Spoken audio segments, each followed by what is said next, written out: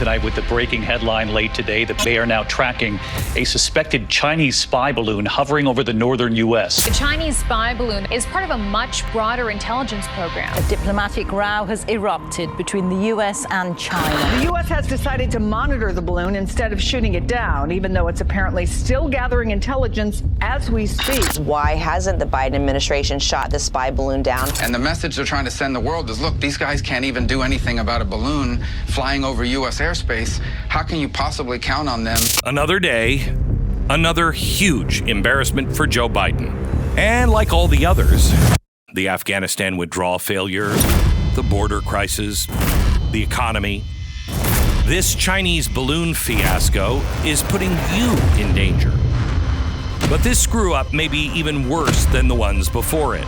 Because tonight, I'll show you how the Chinese spy balloon proves something that perhaps we should have realized years ago. We are at war with China, and we have been for some time.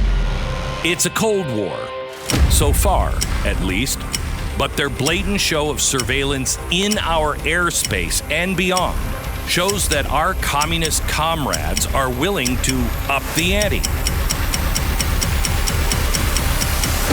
This would mean it's the fourth one that the U.S. has shot down since about a week ago when they first shot down the Chinese surveillance balloon.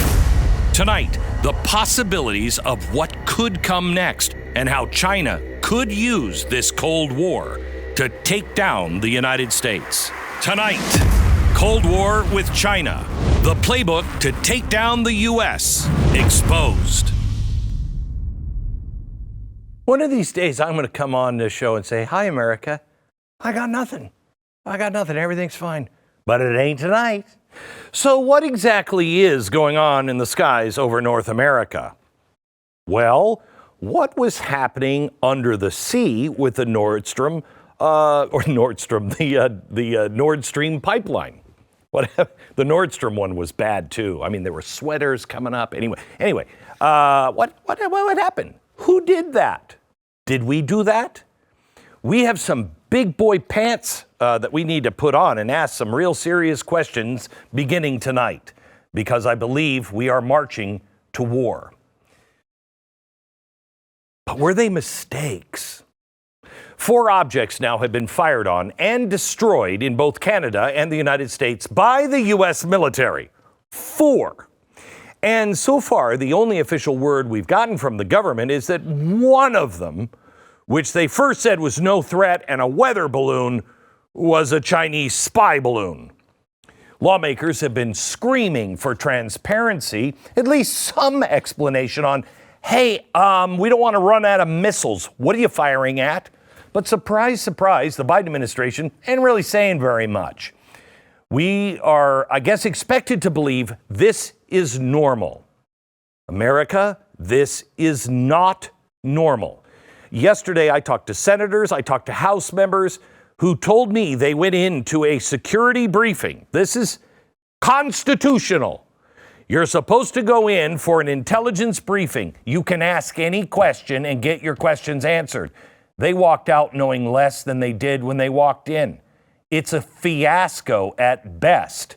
In my lifetime, in your lifetime, do you ever remember anything like this? We're shooting balloons out of the sky with missiles?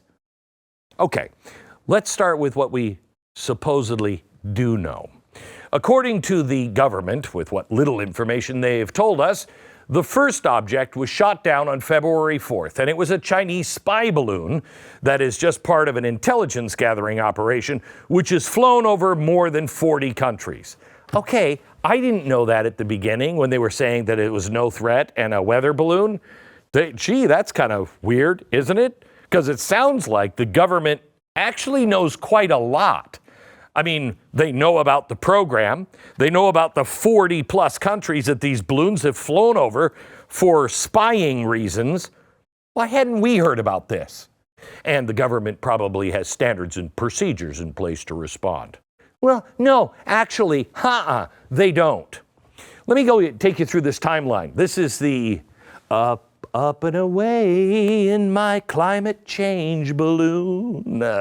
Yeah, I'll be here all night. Okay, starting January 28th, it was Saturday, The balloon was first detected in the U.S. airspace near Alaska. We weren't told about it. It just shows up. Where could that have come from? We didn't know. We didn't know anything about it. Remember that point. That's very important. First day, we didn't know anything about it, except NORAD said, it's totally safe. It's not a problem. No threat. Okay, let's move on. Monday, January 30th, NORAD picks up the trail as the balloon prances into Canadian airspace. Okay?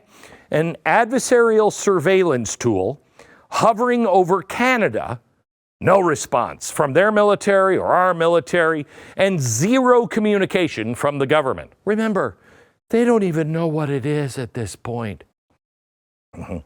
So then we go to Tuesday, January 31st. The balloon moved to northern Idaho. This time it was no longer in our backyard. It's in our house. Still, nothing from the government. By Wednesday, the balloon had made its way to Montana, and the government shut down all of the traffic, the air traffic at the Billings-Logan International Airport. It was grounded for 2 hours, but they didn't give any official word or explanation of what was going on. Meanwhile, at that same time, something else was going on. Blinken was meeting quietly with the officials at the Chinese embassy. Now keep this in mind, because I'm going to come back to our climate change balloon. Now this awareness of any of this stuff, non-existent to us, okay? We didn't know this until somebody uploaded a video to Twitter, and his name is Chase Doak. We had him on the air like a day or two after. He put it up on Twitter. He saw it on Wednesday, but then on Thursday, he put it up on Twitter, and the images of the balloon started blowing up social media. It was only then that the Pentagon finally issued a statement verifying what was going on. That's a balloon. It's from China, we think, but there's no problems with it at all. Is it a spy balloon? Doubt it. Why would you even say that? Really? It almost seems like the government was content to let this balloon casually just strafe sensitive military installations without telling us. But then, I'd get away with it too if it weren't for those pesky kids on social media. A single photographer in Montana forced the government's hand. Now, why the secrecy? What's up with this balloon? Well, later that day, Secretary Blinken, in a completely unrelated announcement, said he was postponing his upcoming trip to China, which makes me kind of wonder, was Blinken's trip connected to the balloon? I mean, what was the reason for all the secrecy? Why did we hesitate on acting on a spy balloon that was near Alaska? Now, I want to show you the predicted flight path of the balloon. See, there it is starting in China. Oh, by the way, we found out today they had been tracking it since it left China. So we knew where it came from. We knew about the 40 spy balloons, and we did nothing. They could have shot it down in the waters west of Alaska, but they didn't. Said they let it travel down to Alaska, down through Canada, across the United States. Hey, make sure you take some pictures of some of our secret bases and our nuclear missile silos. Those are great this time of year. Could I ask, was the Biden administration reluctant to act because, I don't know, they're on the take from China? Or could it be they're just so incompetent? Or could it be that they were, I don't know, trying to destroy America? No. Could it be that they didn't want to blow it up because it would damage Blinken's upcoming trip on China? See, did we trade national security for something Biden really wants to talk to President Xi about? I mean, what on earth could be so important, right? I mean, besides the Christian nationalists and pro-lifers and those parent-teacher meetings that are just getting out of control. What is, according to this administration, our biggest national security threat? Well, Biden has said it himself, quote, "Not a joke. You know what the Joint Chiefs call the greatest red thing in America was? Global warming." Yeah, global warming. Not China, not Russia, global warming. That's been their focus since day one. I am telling you, in the next few weeks, you're going to learn some things about the government you're not going to like. You're not going to like what they are doing. You know, for global warming, they're destroying us and dismantling it, and you don't have any idea what's happening. I remember when we talked about this a couple of years ago, when Biden was like, that's what I wondered how the government, how their ridiculous one-track mind would wind up putting us in danger. I never thought it would be Chinese spy balloons, you know? Hey, look at that. What a pretty balloon. Smile, kids. What was Blinken supposed to meet the Chinese about? Well, an archived article from Bloomberg was published on Thursday morning, February 2nd, before the Chinese spy balloon became public. What was the major item Blinken wanted to discuss? Quote, he said the two sides would look for modest gains such as expanded contacts over climate change. Isn't that great? America, how many times does this have to happen? How many times does the Biden administration have to sacrifice our national security at the altar of climate change? So what happens? Okay, that just passes and we all go, okay, I just want to go away for the weekend. And then on Friday, they shoot down another object. This time, though, they caught it in time right over Alaska. Saturday, a third object in Canada, and on Sunday, a fourth one over Lake Huron in Michigan. Again, not normal for kids who are just starting to play this game. There is no precedent for any of this, ever. But the government, wow, they're just telling us, you know what their first response was? Might be aliens. What? Listen to this from CNN. And not even the pilots apparently were really able to identify what they saw. And just to take you back for a sec, on Thursday, the U.S. defense officials sent F-35 fighter jets up to try to figure out what this object was that was flying around near Alaska.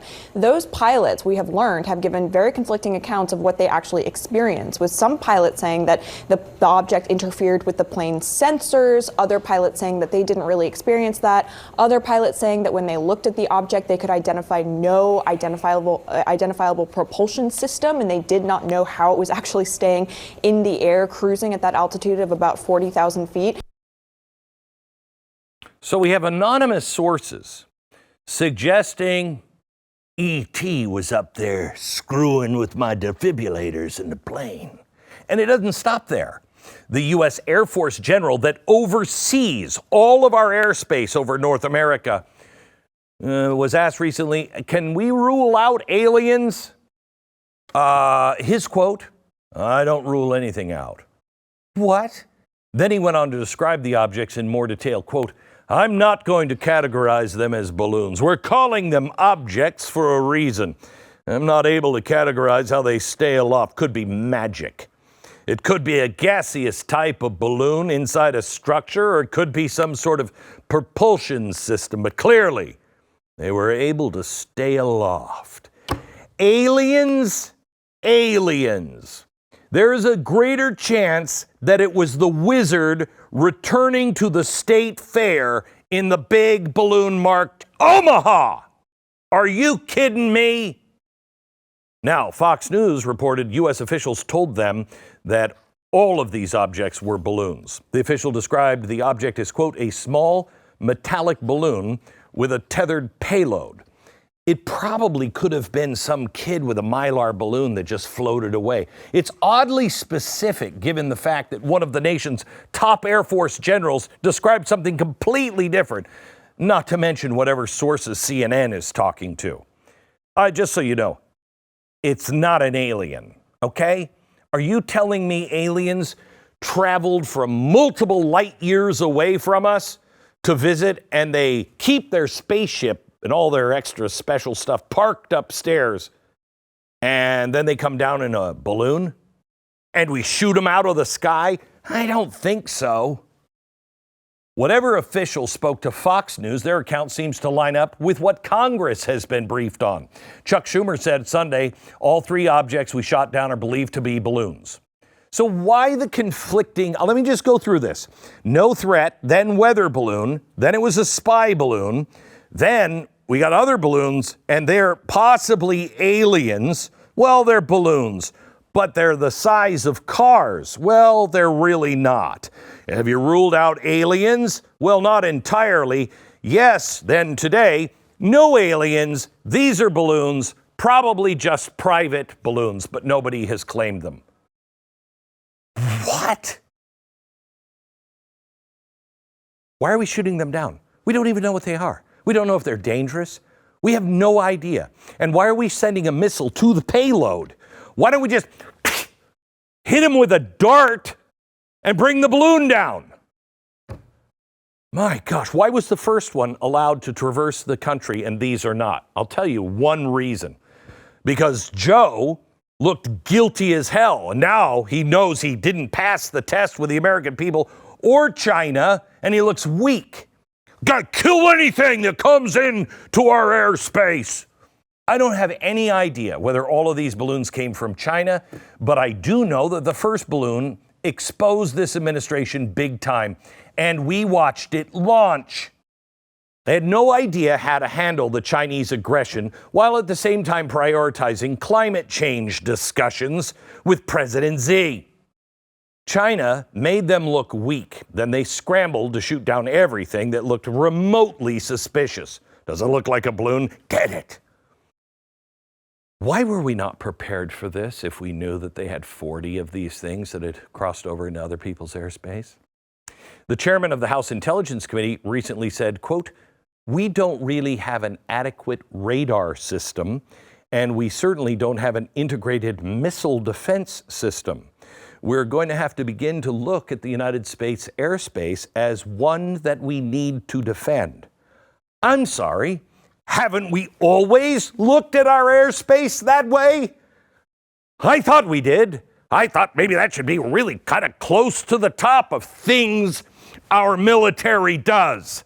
No planes that aren't supposed to be there fly into our airspace.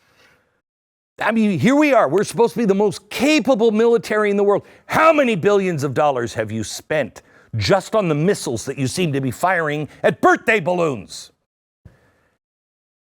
Are we really this much of a clown show? We can't protect our own airspace against balloons? God forbid they send an old World War II biplane. We're all gonna die. China is obviously watching and testing us, but for what? Well, an Air Force general recently predicted war with China will happen within the next 2 years. And the chairman of the House Foreign Affairs Committee agreed. Okay, good. Everyone seems to agree that the use of the balloon is insignificant. I'm not so sure. The use of unconventional means of warfare, very important, is exactly the way China has been preparing to fight this war. In fact, we're basically already fighting a war. We have been for a long time, and it's been a Cold War. And you can't really think conventionally anymore. The Chinese are not operating that way, and it is by design. And I'll show you when we come back.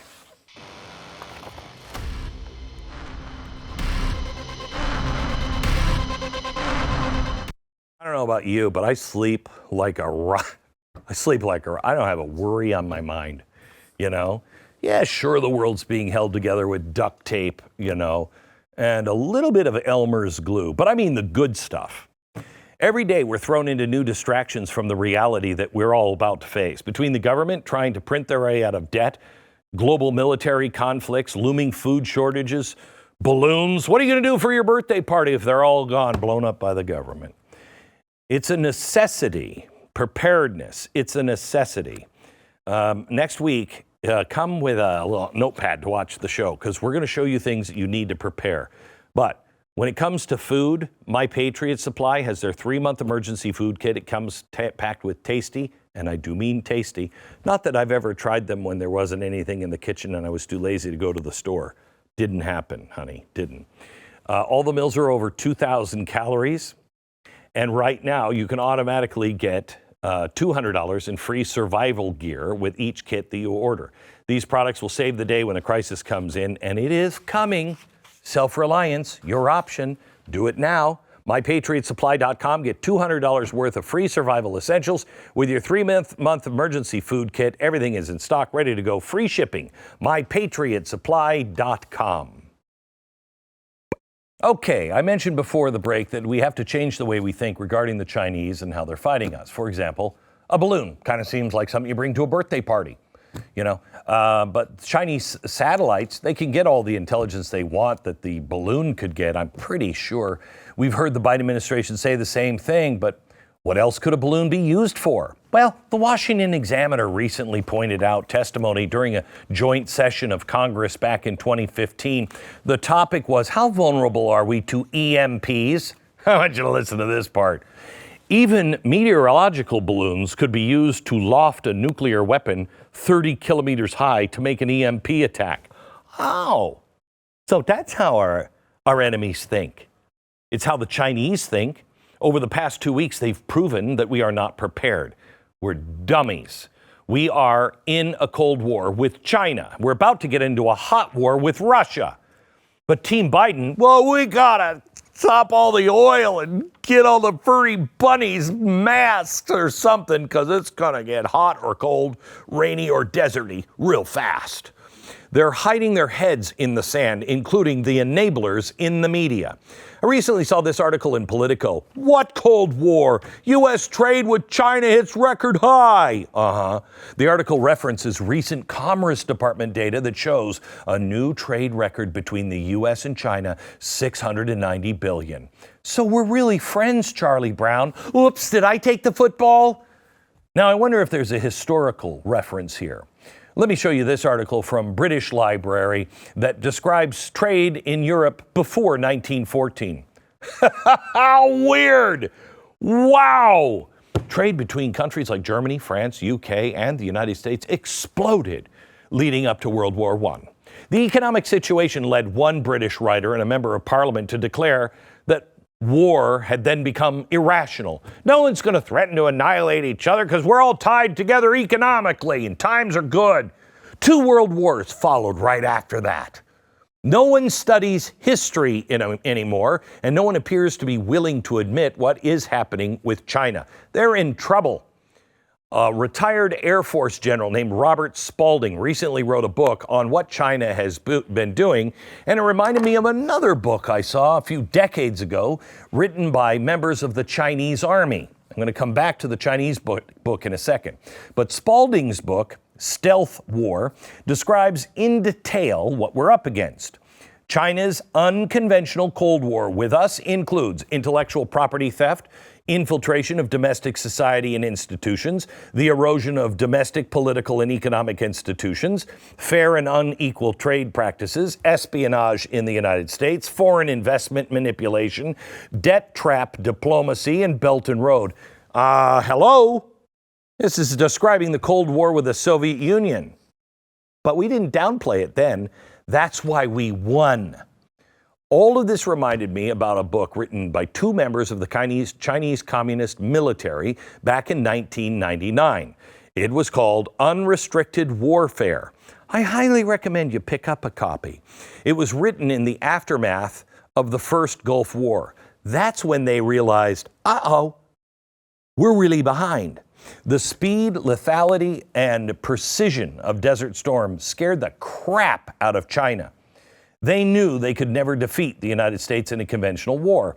Instead, and until they could catch up militarily, they hypothesized using globalization as a tool to fight the United States.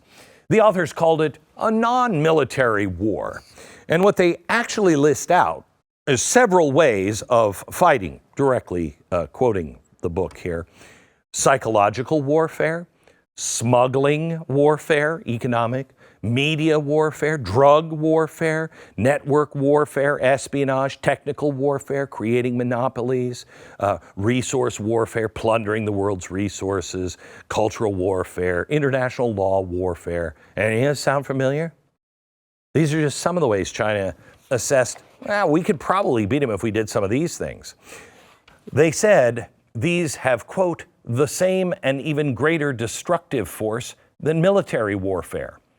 What they're describing is a quiet war, fought by unconventional methods. It's been going on for decades, and we're not talking about it. They've been softening us and biding their time. Now, they feel bold enough to violate our airspace. It's a shark bump. They're just testing. What will they do? What will they do? Some of the examples they listed in unconventional warfare probably sounded familiar to you. In fact, the plan appears as though they're actually following it to the letter. And I'll show it to you when we come back.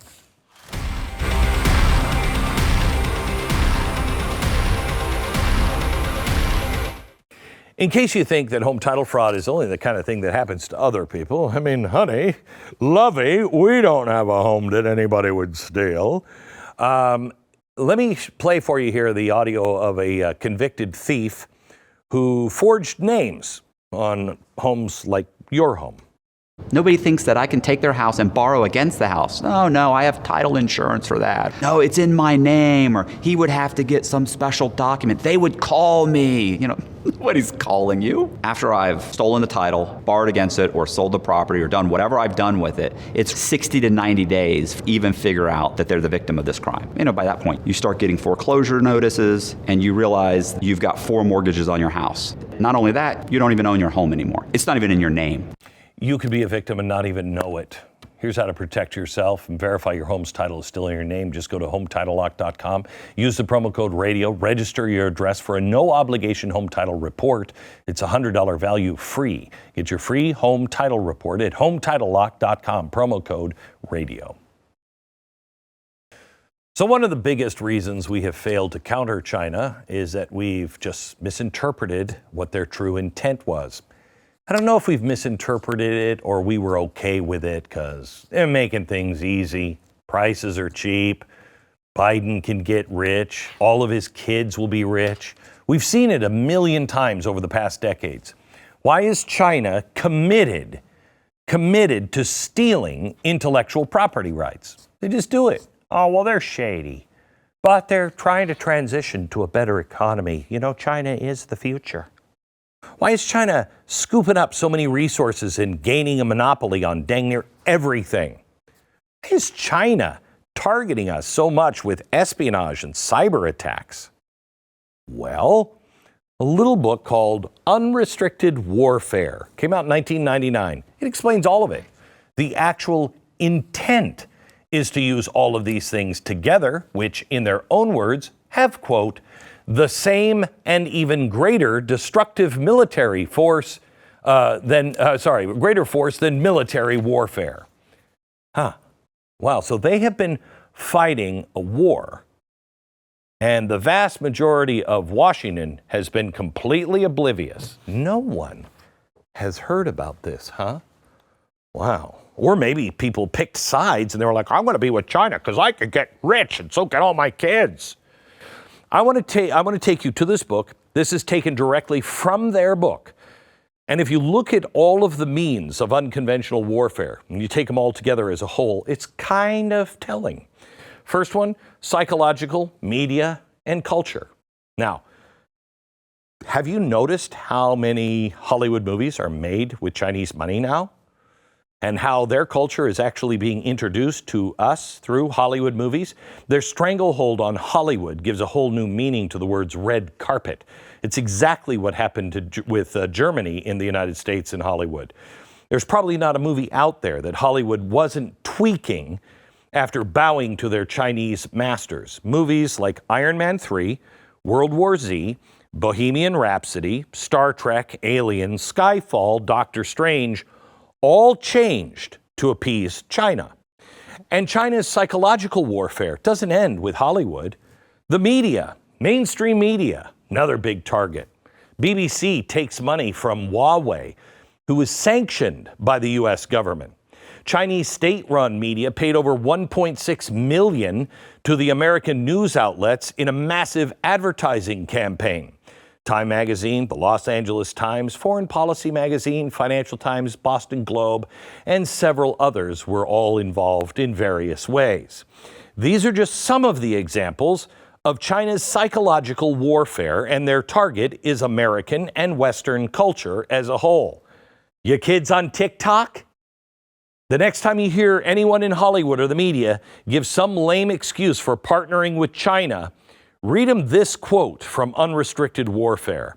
They state the purpose is manipulating what people see and hear in order to lead public opinion along.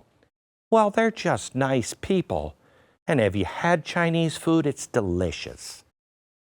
The next one is smuggling, drugs, economic, and international law. Hey, you know where all that fentanyl's coming from? China. Fentanyl is now the leading cause of death in Americans aged 18 to 45 years old. More Americans are dying from fentanyl than suicide, car accidents, COVID, and cancer. I've been saying this one for a long time. Do you remember what the British did to the Chinese? Do you remember in the 1800s? What was? Oh, they were getting opium and smuggling and targeting their citizens and their people. It's a drug war. That's how they collapsed China. 99% of the precursor drugs for fentanyl, 99%, come from China. Yes, the cartels used to make it, but now they're just shipping it right directly to them. It comes both through the mail and smuggled across our southern border. A lot of people have commented that China is just doing this so they can make a buck any way they can, but let me read this excerpt from Unrestricted Warfare on drug warfare. The description says its purpose is to, quote, spreading disaster in other countries. The war on drugs has a whole new meaning now. Everything else we saw largely brought to light under Trump during the Trump administration regarding China's abuse of intellectual property rights, unfair trade practices, all of it is in the book, Unrestricted War. They use international trade laws to keep the operation alive and active. The most recent example was when China took their case to the WTO to halt Biden's export ban of semiconductors.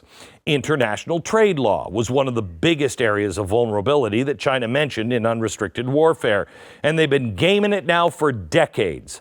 Tech, monopolies, cyber is the next one. Gee, you don't think they have any tech connections, do you? The cyber onslaught has been insane, and I'm not talking about ransomware attacks or things like that.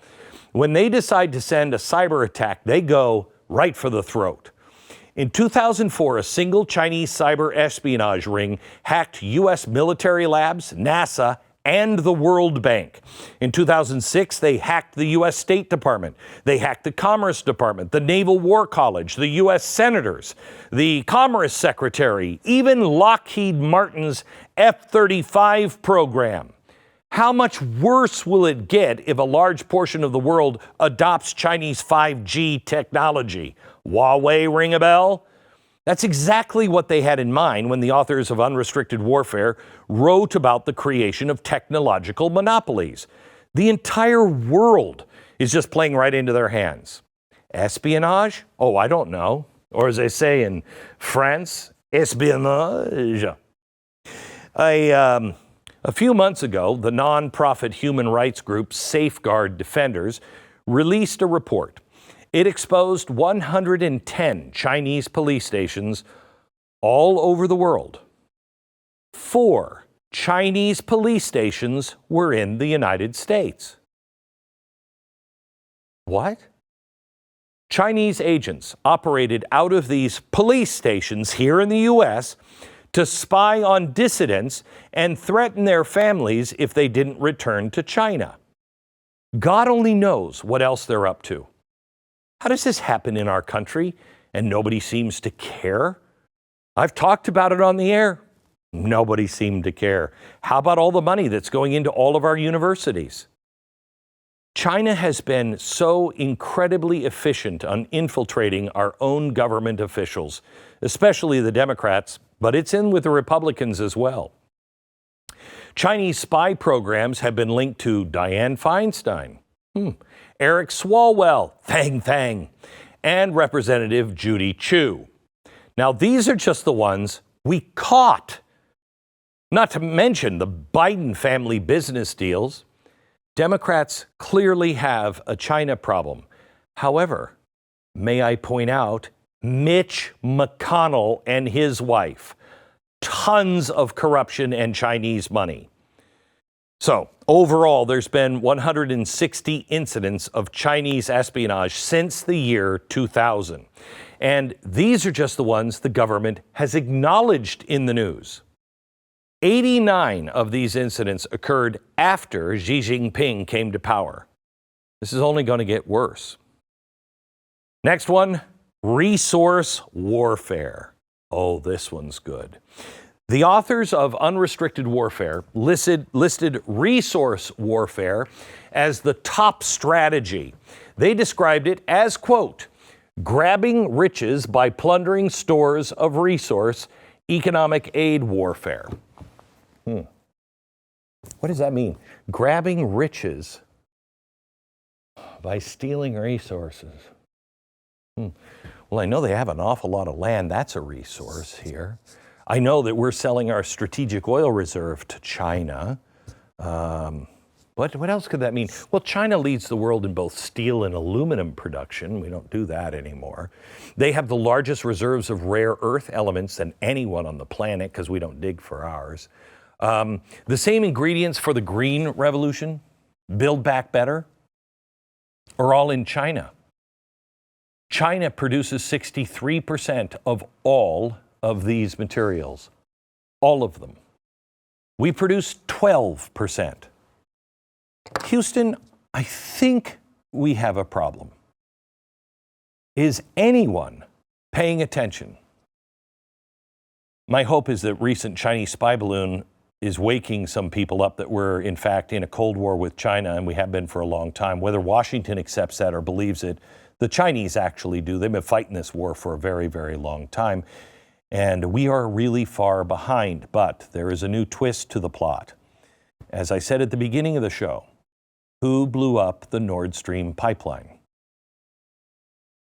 Seymour Hersh has come out yet with another article and interview on this. He insists that it's the United States. Intelligence will not give our senators a briefing. If indeed it was the United States that blew up the Nord Stream pipeline, we're in deep trouble, gang. We're in deep trouble because that's an act of war. How is the rest of the world going to react? Well, how are the French going to react? How are the people in England going to react? People in Germany, they're going to love us. Wait a minute, so it was you guys that made us cold all winter? We've been having to burn firewood because you guys blew it up? Nobody in Congress knew a word about it. No one could get a briefing. But I got news for you. Russia, whether it's right or not, Russia is now calling the Security Council at the UN to figure out, hey, who did blow up the Nord Stream pipeline? Is that going to be a problem for anybody? I've wrestled with this now for almost 2 weeks, trying to think, how do I approach this? Should we approach this? Do you want to know, or should we take the blue pill? We must take the red pill. We must find the actual answer. Hopefully it's not us, but I think it is. We must know that answer. You know, last time we said something like this, it was like, if they could do this to the president, you think they care about you? If they could blow this up knowing that thousands of people in Europe, our allies, could die because of lack of heat, we might as well be living in Germany. Back in a minute.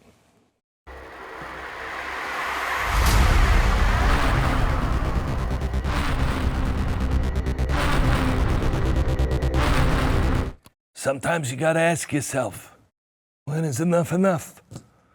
You're living with the pain, even every day or often, moderate, severe. When you had about enough, you come to me today on my daughter's wedding. You ask me, what can I do to fight this pain? Let me give you Relief Factor. Relief Factor, one of the best things that ever happened to me. But I'm a mobster, so what do I know? Not a lot of good stuff happens to mobsters. ReliefFactor.com. My wife told me to start taking it, and I obey my wife because she loves me, and she's actually a better person than I am. But I started taking it. 3 weeks later, I'm running out, and I'm like, I don't think this made such a difference. And then I stopped taking it, and I'm like, ow. It's amazing. I take it every day. 3-week quick start, $19.95. Do it now.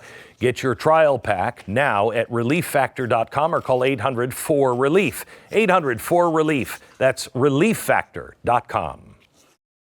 We want to talk to Richard Grenell, who is the former U.S. ambassador to Germany. He was also the former acting director of National Intelligence, the agency that was created after 9/11 to kind of coordinate all intelligence. He would be a guy who could answer some questions now. Richard, how are you, sir? Glenn, thanks for having me. It's always a pleasure to be here. It's mine. I want to ask you, I have talked to several people now who have had intelligence briefings just yesterday on the spy balloon. And while they wouldn't tell me anything that was said, obviously, they both said, I left there more confused with more questions. I have no idea what's going on. That's not normal, is it? I mean, a senator or a House member should walk in and be able to have their questions answered on what we're shooting down in the sky, shouldn't they? Yeah, for sure. I mean, look, if you're part of an intelligence committee where you are charged with oversight, you're charged by the people of the United States to be the one who's looking at the issues of the intelligence community to make sure we're spending our money correctly and that we're transparent. You should walk away from a briefing and say, I can tell the public that I have seen all the information and all is okay. That is what the committees, the oversight committees, are charged to do. But we've got a real problem with Avril Haines, who's the current director of national intelligence. She's under fire from Democrats and Republicans because she's not transparent. Right. And I mean, we're talking big things here. A friend of mine in Washington said, I'm not sure if they're making a mountain out of a molehill or a molehill out of a mountain. I don't know what's happening. What do you suspect is going on with all of these balloons being shot down? Are we shooting down weather balloons? Is China involved? What is this? Well, we do know that China's involved, and I think that what's happening is that once again, the Biden administration has been caught flat-footed, and they really are weak.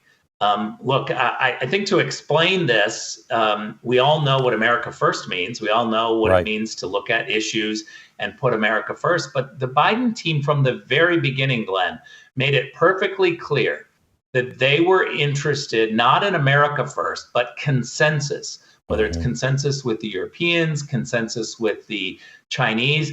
The Biden team maximizes calmness. They want to make sure that the other side isn't upset with us. It's why when the Biden team came in and Germany was all upset about sanctions on this Russian pipeline, it's why they dropped the sanctions on the Russian pipeline, because Germany was asking, and they prioritized keeping Germany happy rather than keeping Americans safe. And I'll just tell you, after dropping the Trump sanctions on Putin's pipeline at the request of Germany, the Biden team and Senate Democrats launched in the Ukraine war. I don't think that you can go anywhere away from that conclusion. I think when you signal to Putin that you're going to be weak and you're going to drop these sanctions, you are signaling to somebody like Vladimir Putin that you're weak and that you should be taken advantage of. Now, we can do that same thing with the Chinese balloons. We are sending a message when you allow that balloon to go across the United States the entire time. and you only shoot it down after there's public outrage in America, you are sending another signal that you are very weak. And this is what the Chinese read. They see it. Rich, I only have about 3 minutes here, and this is a complex question and answer. I don't know the Nord Stream pipeline. I know there's probably 4 or 5 countries that could do it. I don't see any of them that would have a reason to do it, like we would have a reason to do it. But that's an act of war if that happened. I don't know if you think that's solved in your mind. But we seem to be progressing towards a war with Russia, stepping it up a little bit, seemingly every day. And now it seems like we're in a Cold War with China. Are you seeing an Axis power formulate between the two of them that we may be facing if we're not careful? Yeah, I think that we have to be very careful. We cannot make decisions and do things that push the Russians and the Chinese together so that they somehow form an alliance against us. There are natural things about the Russian-Chinese relationship where they shouldn't be friends, where they have complications, and we should seek to try to keep them apart as much as possible. That should be part of the U.S. goal, is to make sure that they don't work in tandem against us. That is a problem. And I do think that there are some easy things to do within the U.S. government to make sure that that's the case. I would just say that the Biden team is not doing that, and that we see at the UN and in other places, Russia and China working together like never before. Putin said once that he said to Western reporters, your leaders don't get it. We're already in World War III. And I think China kind of feels like it's at war with us right now. And we're just kind of, the public especially just, going along their happy way, not being told how serious this is. How serious is the situation that we find ourselves in right now? Russia has always been a problem, but China is a crisis. We need to act like it's a crisis. We need to do much more to blunt the offense that the Chinese are under. We saw them really go unleashed after COVID. They were secret about everything that they knew. They used and weaponized the problems of COVID to benefit them. And I think that we've got to be very clear-eyed, and Congress needs to jump on top of exactly what's happening. And you start by demanding transparency from Avril Haines, the Director of National Intelligence. The intelligence community has a crisis on their hands, crisis of credibility. The public doesn't trust them. They think they weaponize against Republicans. They think they selectively leak. She's got to confront this. Richard Grenell, thank you for everything you've done for the country and continue to do for it, and in California as well. Good night. Thank you. Thanks, Glenn.